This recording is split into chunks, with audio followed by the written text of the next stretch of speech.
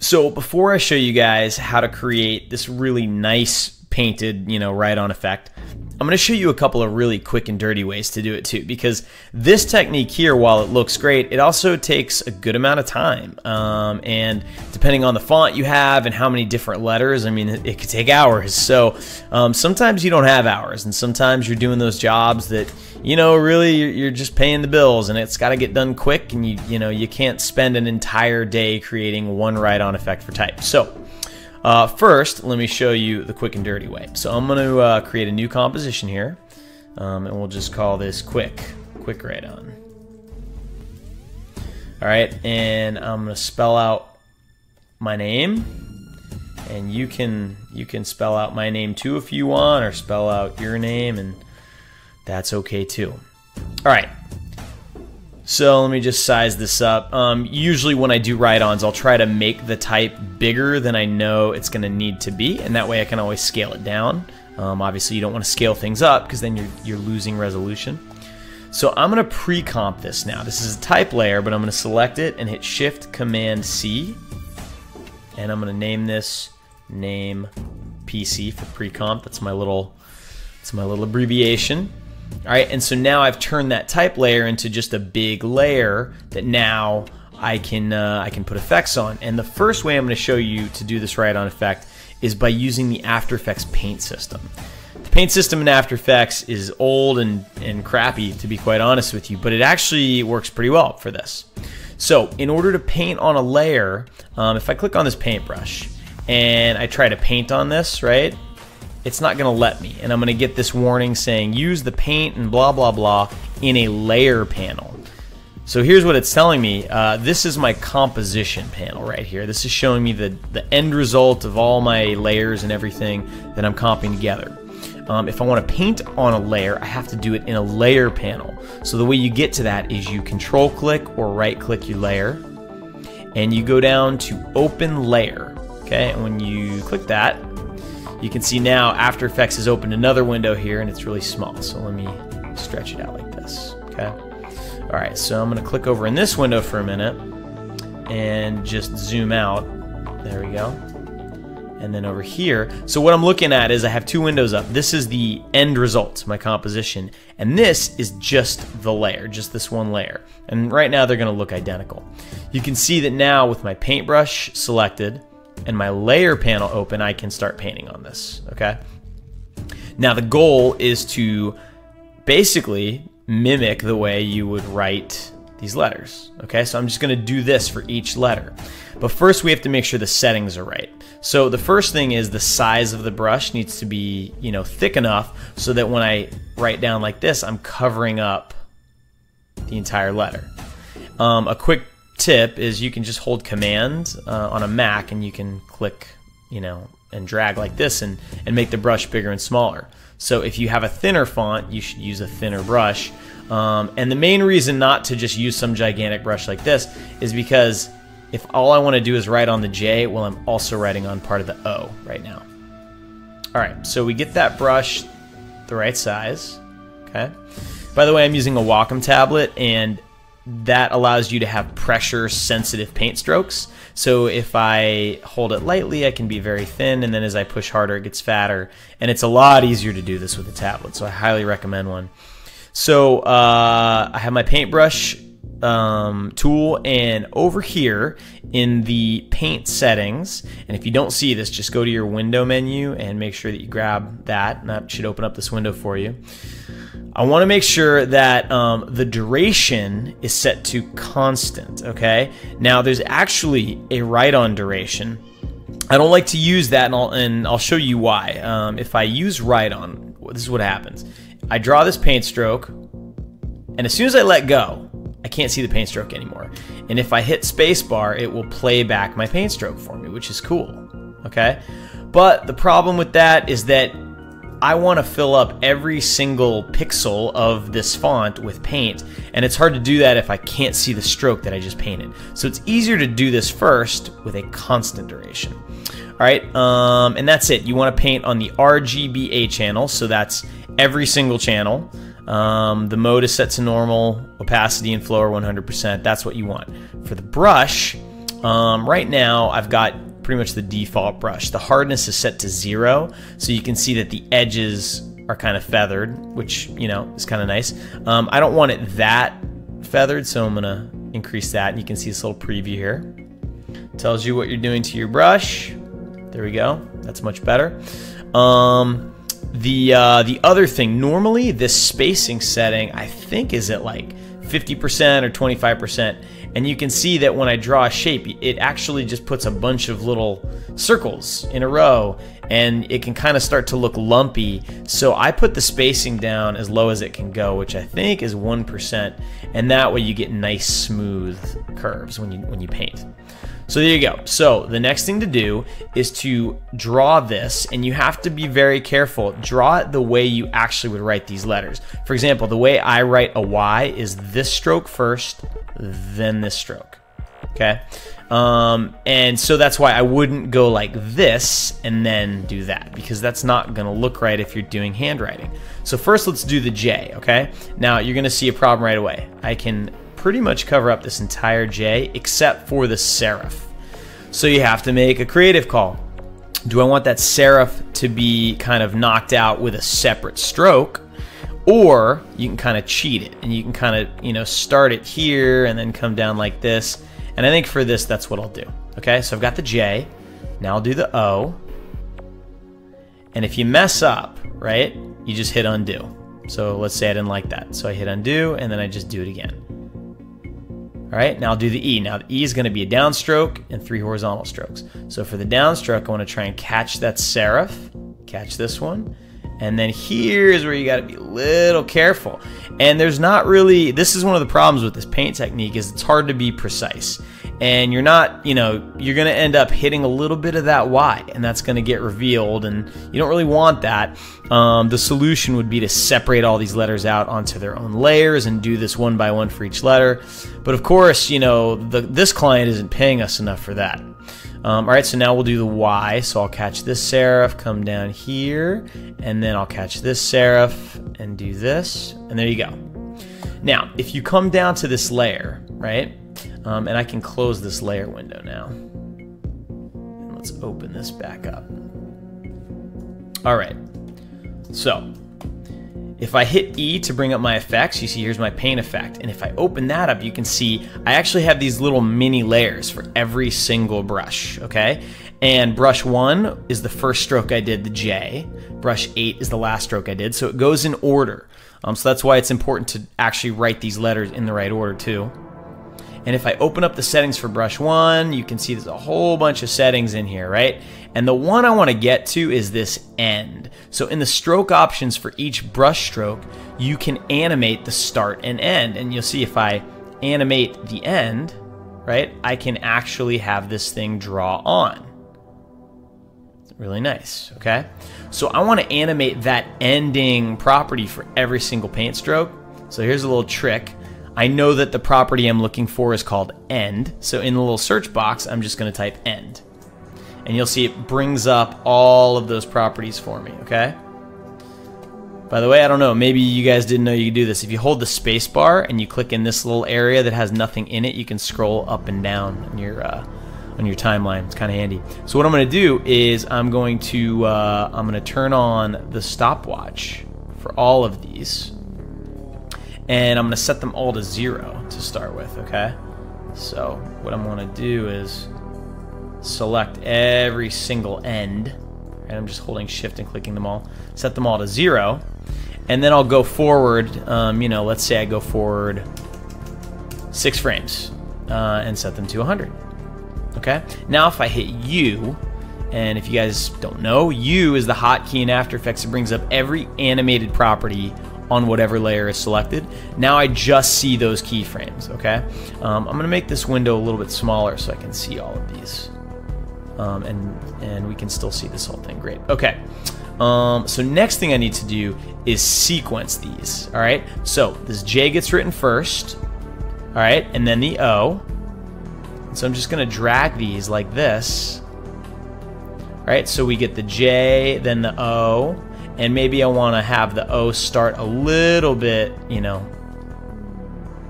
like maybe a 1 frame towards the end of the J, because I want this to happen pretty quickly. All right, and then here's the E. Right, so you get that first line of the E, and then you know that these next 3 strokes are the little horizontal parts of the E. All right, and those are much shorter lines, so those maybe don't take as many frames to write on, and you just kind of sequence them. And really, you know, this is just sort of experimenting and playing around with timing and seeing what feels right. All right, so now what I'm going to do is I'm going to move my playhead over here. I'm going to hit the N key, and N, if you guys don't know that hotkey, that just moves the out point, this little guy here. It moves this to wherever your playhead is. All right, so now I'm going to RAM preview this, and let's see what this looks like. Okay, so now you can see it's writing on my name. Now obviously that's not what we want. We want to reveal the font using this. So all we need to do, let's rename this layer here Paint, and let's duplicate it and call this Font. And what we want to do is have this paint layer be matted out by the original font. So what I'm going to do is I'm going to click my font layer, I'm going to delete the paint effect off of it. I'm going to, by the way, I'm going to do this a lot, and I want to make sure I don't lose anybody. What I'm looking for is my track matte column, so I can set the matte for this layer, but you can see it wasn't there, so I'm hitting F4. F4 toggles between these 2 sets of columns. There's a button down here that does that too, but I always use F4. So I'm going to tell the paint layer, right, this red layer, to use the font layer as the alpha matte. And there we go. Okay, now there's one last thing that I forgot to do. So what's happening here is, let me undo this for a minute, and let me turn off this. Okay, so the font layer is off. It's not visible right now. All we're seeing is the paint layer. The paint layer, if you remember, is the pre-comp that has my name in it with a paint effect on top of it. And the last step I need to do is, once the paint is working the way I want, I need to click on Paint on Transparent. What this is going to do is it's going to turn off the reference basically that I was painting over, and it's only going to show me the paint strokes. So now when I set this to use the font layer as the alpha matte, it will write on this type. Okay, and this red color makes it horrible to see, so I'm going to use a fill effect on this paint. Right, so I have my paint effect and then a fill effect to just change the color of the layer to black. Right, and there you go. You can see there's your simple, quick and dirty write-on. Now, if I wasn't talking through this, I probably could have done that in 2 minutes. So if you have a ton of you know, writing that you need to write on, this is a fast way to do it. Now, it doesn't look very good, and there's a couple of tricks that can kind of help it. You can see that one big problem is that you have, you know, there's just a very soft, unnatural edge, right?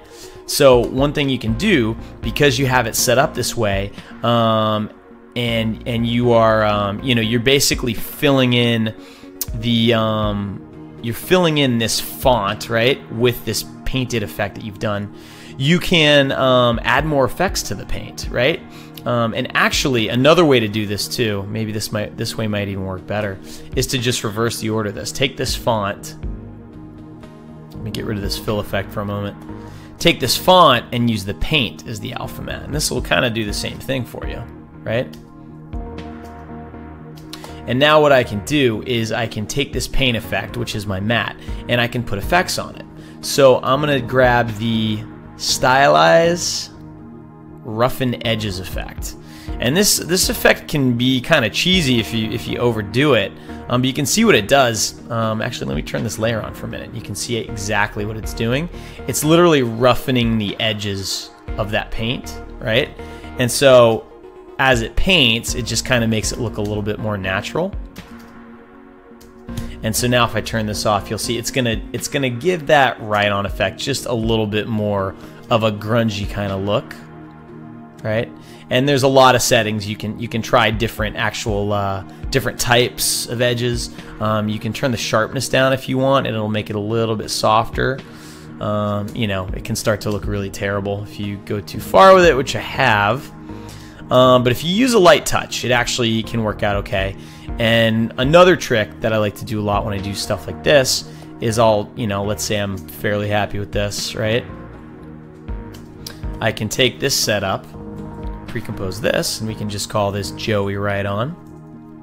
And I'll duplicate it, and I'll offset one of these by 1 frame. The way I just did that, by the way, hold Option and hit Page Down, and it nudges your layer forward 1 frame. It's just a quick way to offset things. And I'm going to take this bottom copy here, and I'm going to make the opacity 50%. So now, what you get is you get this kind of leading edge. All right, and it can just help sort of visually soften the effect of this super hard edge.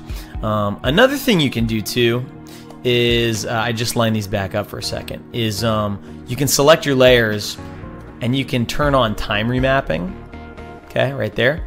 And then, let me scrub forward, so the animation finishes here. So I'm going to put a keyframe there. And then I'm going to move that keyframe way over here. And what I'm doing is I'm making this animation take longer. And so it's gonna end up smoothing out the animation a little bit by doing this. And this is something that, when you're doing this with Paint, sometimes you'll get some weird artifacts when you do that. But there you go. You can see this is a quick, super easy way to do this. Let me show you one more way that's a little bit more controllable, and then I'm going to show you the cool way. So here's one more way. So let's go back into my font here, okay? So we've got this, right? So this is my name pre-comp. So I'm just going to drag this into a new comp here, and we're going to call this Right On Stroke. The reason I'm going to call it Right On Stroke is because we're going to use a different technique to do this. So the way we're going to do it this time, instead of using the paint effect, we're going to use shape layers, because shape layers are a little bit more controllable. So I'm going to select the pen tool up here. Make sure you have no layer selected. That is very important. If you have a layer selected, it's going to put a mask on that layer, which is not what we want. We want a shape layer. So I'm going to just draw a shape, and you can tell I've already practiced this tutorial because of course it's got the perfect little thickness of the shape, right? And what I'm doing is I'm just drawing a shape. Now what it's doing is it's creating a shape layer with a stroke on it, and then I can adjust the width of that stroke, and I can adjust these points, right? And then I can add more points, and I can, move things around and use this to cover up the letter. And I'm basically doing the exact same thing with this shape layer that I would have done with Paint, right? So this is for the J. And now what I would do with this shape is I would open up this little arrow here, and on a shape layer you can add a whole bunch of modifiers to it. So one that I use all the time is called Trim Paths, and the way you add it is you just open up the arrow, click Add, Trim Paths, and then you can open up the options for that. And if you animate the end property, it does the exact same thing. You can see here though, it's very smooth and you have so much control. And when you time remap this, it gets very, very smooth. It never gets jerky the way Paint can get if you're not careful. Okay, so what I would do is I would just set a keyframe here. I would go 6 frames forward, right? Do the same thing. And, one thing that's great about doing this trick, right? So now let's do the O. So I have to make sure nothing is selected. If I have this layer selected and I try and draw the shape of the O, it's gonna put that O's shape on the same layer as the J, which is not what I want. I want a separate layer. So nothing is selected, and I just quickly, fill in O here. And you don't have to be super duper precise because, again, you're not going to see this stroke at all. You're just going to see you're going to see the layer that's using that stroke as a matte. Now this O needs to be a little thicker, so I can make that stroke thicker. And this is why I like to have things on different layers, because now it's very easy. This stroke can be thicker than the J. All right, we'll call this O. And now I can actually click on this Trim Paths I added, and it's got keyframes on it, and I can copy, right? And then just move this O to where I want it to start and hit paste. I did that wrong. Let's try that. Copy, paste. There we go. All right, and so now if I hit U to reveal the keyframes, you'll see it copied that trim pads and those keyframes on there. And what's cool about this is you can do easy ease, and you can make the, you know, if you really want to slow this down, right? What you could do is move these keyframes further apart, like maybe a second, you know, so it takes a longer time to write these letters out. And then you can select your keyframes, go to your curves editor, and really amplify the ease, right? So now you can get a little bit more, right? And what's cool about this is, you know, as opposed to the paint, is it's super duper smooth, it's super duper controllable, and this, you know, it just has a different feel to it. So I'm not gonna do every letter. I don't want you guys to have to sit and watch me do that. So let me just pre-comp this real quick, the J and the O, right? And it's the same trick. So this is gonna be our matte, and we're just gonna tell the font underneath, use the matte as our alphabet, all right? And there you go. Now you have a much smoother write-on, and you can still do the exact same tricks, right? If you want to put rough and edges on that, you can. Okay, and now here's a problem with rough and edges. It actually erodes away some of your image, right? And so if you have it set too high, the edge looks really nice here, but the problem is we're actually eating away at some of this type here. So a good trick to fix that is to use an effect called a simple choker, and you're gonna want this before the rough and edges. And what the simple choker does, if I turn the matte back on and turn rough and edges off, the simple choker, it just erodes or, you know, creates more matte, right? It's called eroding or dilating. All right, so what I'm gonna do is dilate it just a little bit. I'm just dragging this choke matte backwards into negative numbers, and so that way when we roughen the edges, you still get those nice rough edges, but you're not losing any of the matte that you need to fill in the letters. Cool? So that's another cool way. Now, this is actually the way I do it most of the time because it takes a little bit more time than painting, but it's very controllable, and you have a lot of flexibility and precision with it. And then, you know, you can add texture to it really easily. If you look in the description of this tutorial, I've linked to a bunch of resources that I used, which are all free to use, and I've given credit to the right people. So there are some really cool resources out there if you just want to get, you know, some nice textures and make things feel a little bit more organic. You know, I can basically put a texture over this whole setup and click the transparency button, which a lot of people don't know about, but it's a nice little trick. It basically just lets you use everything underneath it in the composition as a matte. It's really a slick way to do it. And there you go. And so now you know, you've got this nice sort of paint effect. There's a nice texture on there. You know, it's obviously too bright. We need to, like, you know, push that a little cooler, desaturate it, darken it a little bit. There we go. Cool. All right, so now what you all came for. Let's talk about the big fancy write-on here, okay? Now this has a lot going on, okay?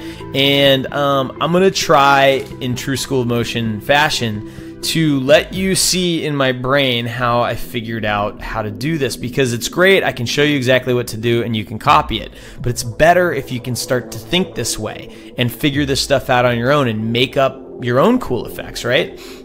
So what has always bothered me about the write-on effects that I've done is they don't really look like a paintbrush, right? Because that's what we're trying to mimic here. It's either a paintbrush or a marker or a pencil.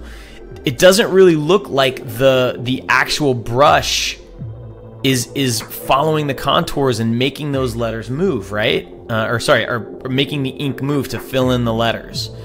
And if you see what we've achieved here, it really does look like there's little brushes painting these things on.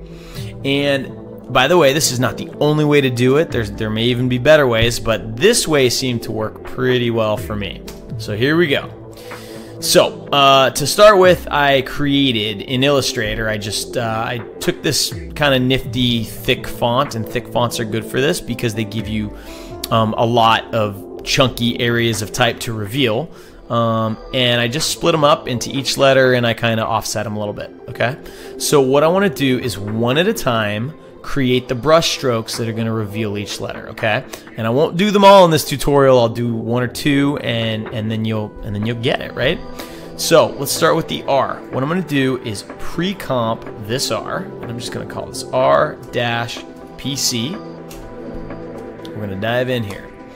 Now, what I was thinking was, I want to be able to use a real brush stroke to be able to reveal this, okay? The internet is just filled with, like, you know, brushstroke video, brushstroke stills. You can go to the art store and make your own brush strokes and take a picture and scan it. I mean, there's a million ways to get great brush strokes. I found a free resource on the internet, which I have linked to, so you're free to grab these if you want to. And these are just, you know, high contrast paint stroke images, okay? And I said, I want to be able to make this paint stroke animate and, you know, come down this way and then curve around this way, and I want it to feel like a paint stroke. So, you know, I come from, you know, After Effects and Cinema 4D background primarily. So in Cinema 4D, you've got this great tool where you can sweep a shape along a spline, right? So if I have this paint stroke, which is just a horizontal paint stroke, but I want to curve it, right? Like around this shape. In Cinema 4D, that's really easy to do. In After Effects, there's no built-in way to do that. But I have to thank EJ over at iDesign because I can't even remember when I saw this, but I saw a tutorial of his. He mentioned this plugin called Amino Snake, and it is free. And I've linked to that as well. So I'm going to use that plugin for this, and it's amazing. So watch this. First thing I need to do is I need to pre-comp these brush strokes, okay? So I'm going to pre-comp them, Shift-Command-C, and I'm going to just call this brush. And I'm going to call it brush-R because this is going to be specifically the brush stroke for the R. It may also be the brush stroke for every other letter, but I just like to name things carefully, right? Just in case. You can see my composition. It's getting a little sloppy here. My project's getting sloppy. I normally wouldn't stand for that, but I'm trying to be a little briefer with these things. All right, so here's our brush pre-comp. Now, all I want is this stroke. Okay, you could use any of these, but I like this one. So what I'm going to do is I'm going to click this little guy here, this little button. This is the region of interest button in After Effects. And what it does, it lets you draw a window. All right, and the first thing it does is it tells After Effects this is the only part of the composition I want you to render. So it's really useful if you have a very, you know, complicated comp, takes a long time to render, and you just want to work on this piece of it, and it'll render faster for you. You can also crop your composition with it. So if you click that button, drag a box around here, and then go up to Composition, crop comp to region of interest, and it will crop your composition for you. Okay, so that's step one. You crop this paintbrush. Okay, so now let's go back into our R-PC. Now, I need to, the first thing I need to do is I actually need to turn this black and white image into something that has transparency. So let's go back into that pre-comp real quick. Here's a, you know, there's an easy way to do it, and there's a slightly harder way, which is what I'm going to show you because I like it better this way. Here's the easy way. You take a white solid, right? Command Y, create a new white solid, and you put it underneath the brush stroke, and you say track matte, Luma inverted matte, okay? If I turn on the transparency grid, you can see that now I've got a nice transparent white paint stroke here. The reason I don't love doing it this way is because now if I scale this brush stroke like this, I'm seeing the white behind it, right? So that can create problems if you have to stretch this thing. So the way I like to do it, let me delete that, turn this back on, and let me scale this back up to 100%. I'm going to use I'm going to use two effects. One is it's in the channel menu here. It's called Set Matte. And Set Matte is an effect that lets you use either a different channel within an image or a different layer as an alpha channel. And so when I put it on this layer, right, the options are which layer am I taking the matte from? And by default, it's looking at itself, right, at the image. Use for matte alpha channel. Well, this image doesn't have an alpha channel. That's my problem. So I'm going to change that to luminance. Okay, now I'm going to turn on my transparency grid. And you can see what it's done here, okay? What it's doing now is it's actually knocking out the paint stroke. It's doing the opposite of what I want. So you can just click this invert matte button, and now, there we go. Now I've got transparency. Now I don't want a black paint stroke, I want a white paint stroke. So then I'll go to my old buddy, Generate Fill, and we'll just make it white. And there you go. So now if we go back into this R-PC, I now have this nice paint stroke, right? And this is great because now, let me turn this grid off.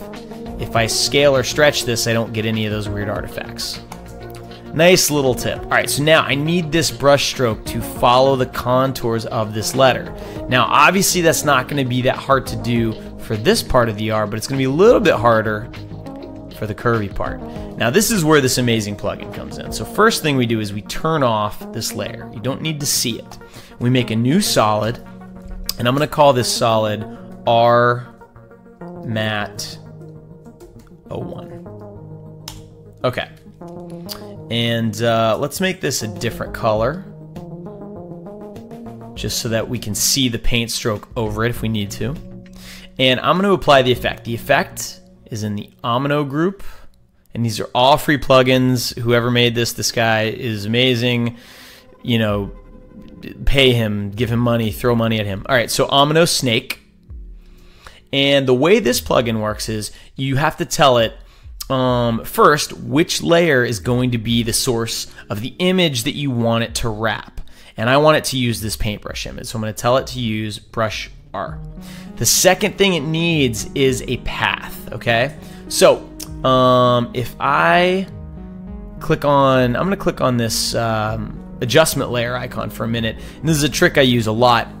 The only reason I did that is so I can see through the layer. Okay, I don't actually need it to be an adjustment layer. But what I do need to do is put a mask on this layer in the shape that I want the Omino Snake effect to warp that paintbrush image. So the first stroke of the R is going to be this downstroke. All right. So now what I can do is I can turn this adjustment layer off. And I'm going to tell the effect, the source layer is brush-R, the path is mask 1. And you can see, I'm going to turn the mask visibility off for a minute. You can see what's going on. There's a little white line there, okay? By default, the source scale is set to 5%. So you generally need that to be a lot bigger, okay? Now, if you just scale it like this, okay, you'll be able to see right there, it starts to clip the image, so I need to bring it back, and that is the ideal scale for this stroke at this kind of scale, basically. All right. There's an option here that I'm going to turn on called Clear Background, which now gets rid of the background. Okay, so now I can see the paint stroke over the art. Now it's not thick enough, and so there's a few options you have to make sure are set correctly.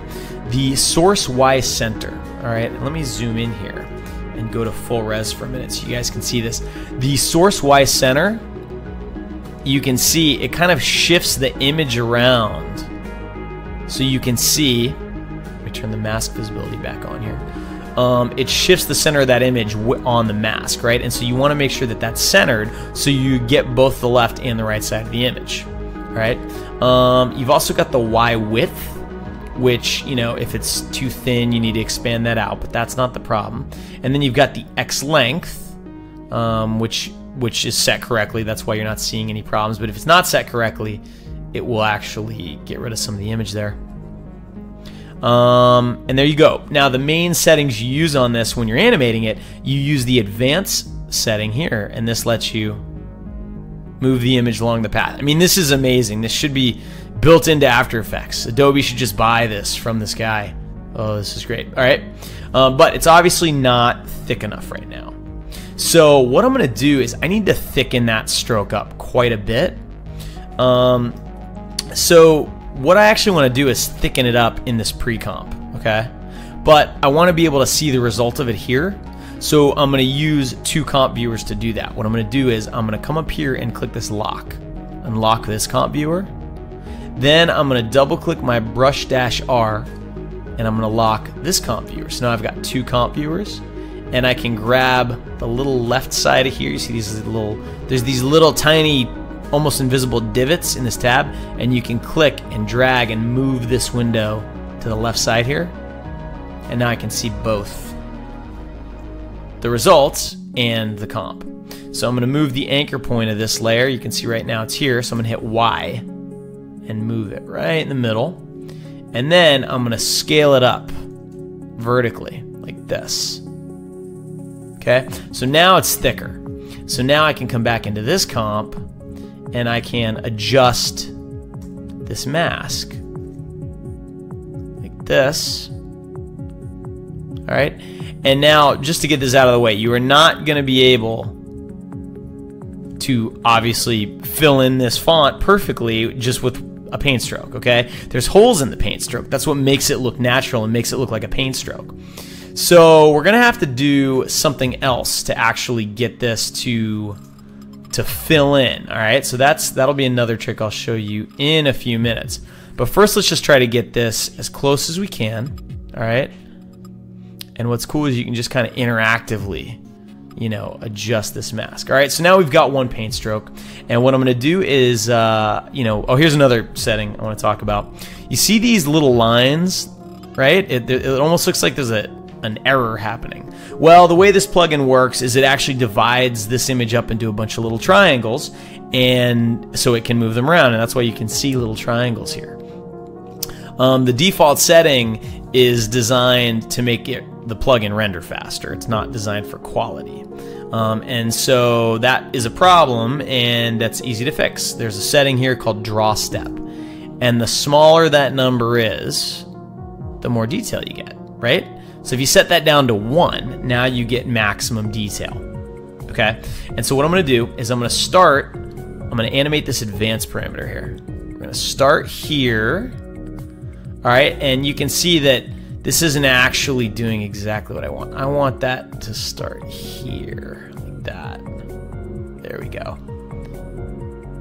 That's what I want, all right? And end about there, okay? So we'll start here.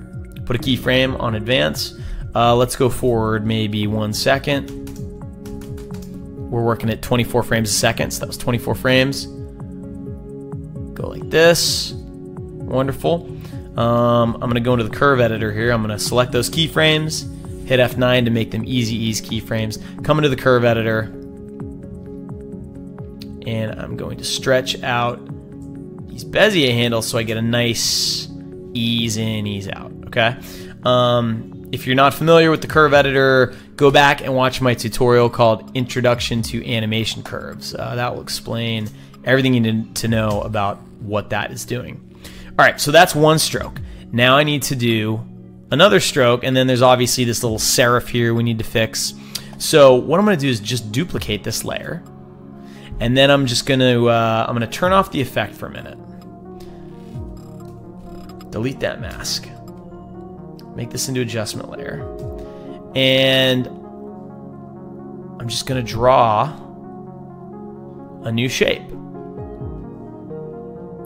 And before I turn this effect back on, I'm going to set the path to this new mask. Okay, and then turn the effect back on, and we're good to go. Okay, now here's something. Look, this plugin. It was written by this guy, and he even says on the website that this was written in like 1 night for this project he was doing. So it's a little bit buggy. So I have to warn you, if you ever turn the effect on and you don't have a mask set, it will lock up your computer, you know, for 30 seconds, and it may make you think that it's going to crash. So you just got to be careful. Obviously, save your work a lot when you're doing this kind of stuff. And there's also this strange bug where now the clear background, it actually seems to be doing the opposite of what I need it to do. So let me turn that off now. So, you know, again, I'm sorry that this isn't a little bit more polished, but, you know, sometimes motion design is messy. But now we've got our second stroke, right? And you can see that the mask goes all the way down to the tip of the R, but the paint stroke doesn't. So what I'm going to do is I'm going to go back to this last keyframe here on the advance property, and I'm going to move it, right? And now you can see what's happening here. The paint stroke is no longer long enough to reach. And so the way you can fix that is by turning up the source scale.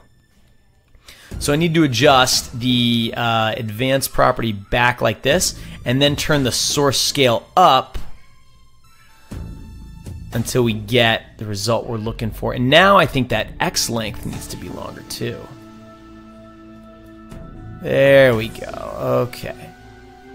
All right, so now you can see you get this nice, it's a really nice brush stroke here. This is great, okay? And I want this brush stroke to start back here,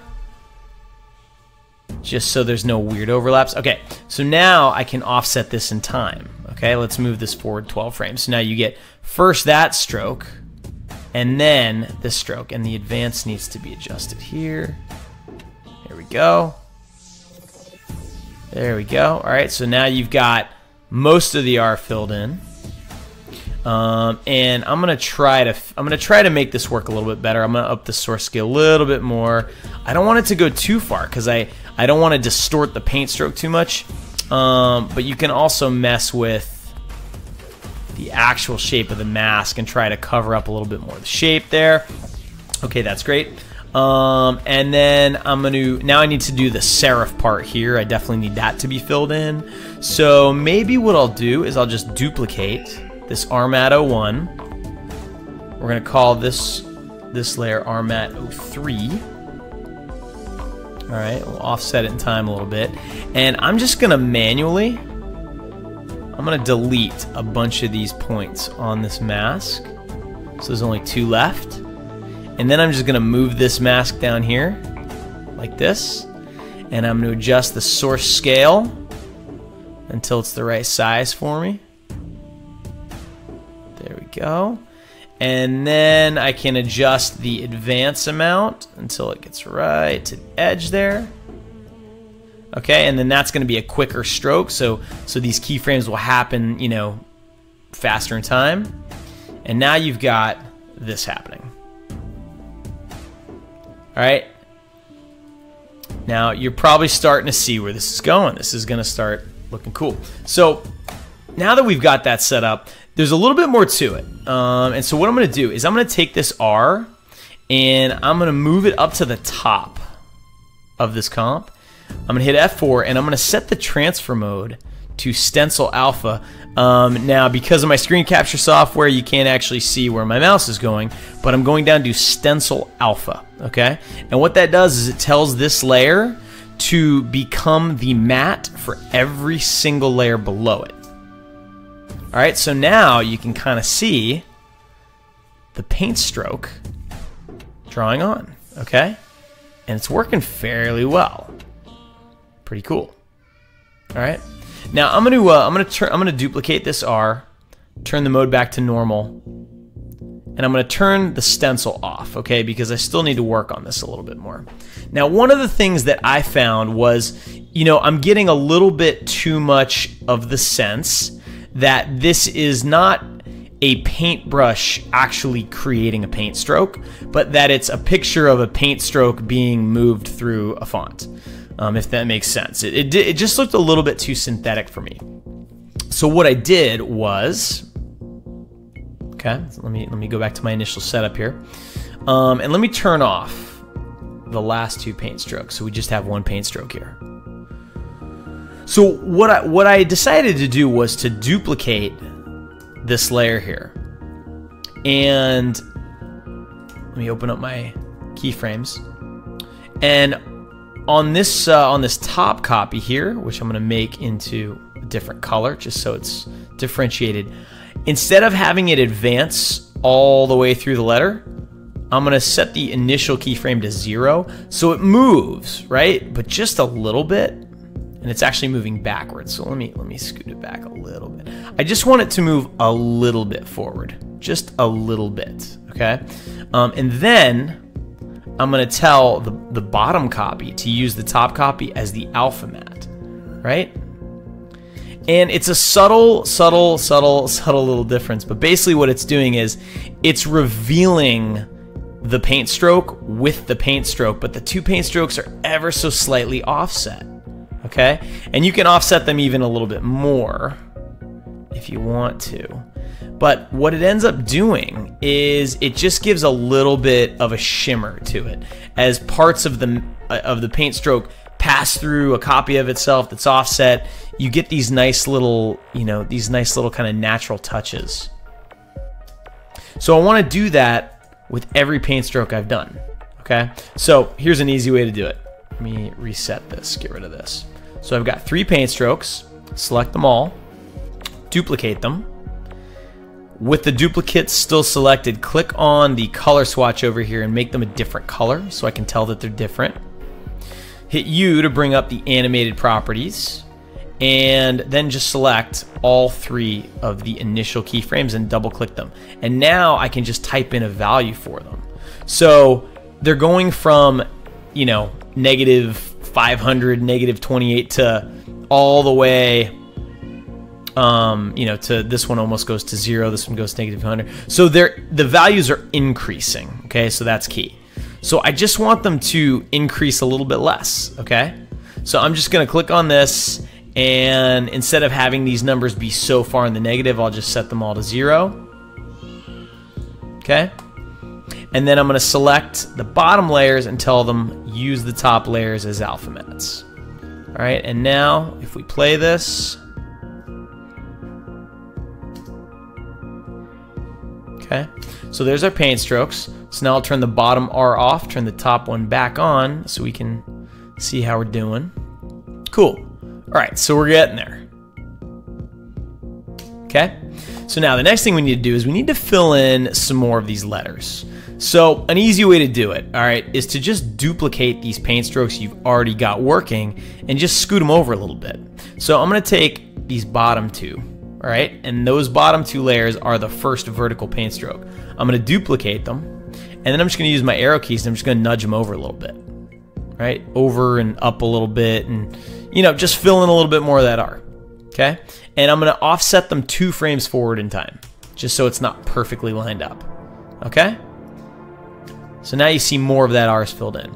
I'll do the same thing with this big curvy paint stroke. I'll select these 2 layers, duplicate them, move them forward 2 frames, and then I'm just gonna nudge them up and to the right with my keyboard, right? I'm just trying to find the sweet spot where they fill in the most R. And then I'll do the same thing with this last paint stroke. Select them, duplicate, forward 2 frames in time, and I'm just gonna move this around until it's filling in most of the R, okay? So by doing that, we filled in even more of the R. There's still a big chunk here that's missing. So let me grab the copy of my first stroke, duplicate it one more time, and scoot it over to the right. So it fills that in. Cool. All right, so you can see now we're pretty close, but there's still these little holes. So this is where the last trick comes in. I'm gonna add an adjustment layer. And I'm gonna put it right above all of these paint strokes that we've made. And on that adjustment layer, I'm gonna call this adjustment layer Dilate. All right, and I'm gonna use an effect in the channel menu called Minimax. All right, now let me turn this R off. Let me turn this stencil alpha layer off for a minute. What Minimax does is it kind of works like a matte choker, but it does it a little bit differently. That it's a little bit sort of, I don't know, smoother, more organic, whatever. It works a little bit better for this effect. The only reason I know that is because I tried the matte choker. I didn't like how it looked. Minimax, it does a different thing. So first thing I need to do is tell it to do this effect on not just the color but also the alpha. So alpha and color. and you can see what it does. It basically takes each pixel and it blooms it a little bit, right? So I want it to start out with the effect at 0. And as the paint begins to finish drawing the letter, I'm going to put a keyframe there. And then I'm going to go forward maybe 12 frames, and I'm going to dilate it, okay? Now, I don't know how much to dilate it yet, so let me turn the R back on. Let's go back to 0 here, and all I want to do is dilate it until all of the holes have been filled. And so when I get to 3, everything's been filled now. If I hit U on this dilate layer, I'm just going to ease these keyframes just so that the transition's a little bit smoother. And so now when I RAM preview this, you'll see as the paint is finishing, it's actually thickening up those strokes at the same time. Cool? All right, so now, is there anything else that's still bothering me? Well, one thing that's still bothering me is this stuff here in that first vertical stroke of the R, because I'm just noticing it. It's drawing my eye. So what I want to do is maybe make one more copy, and maybe offset these even a little bit, and just try to just do my best here to try and, there we go. Cool. Okay.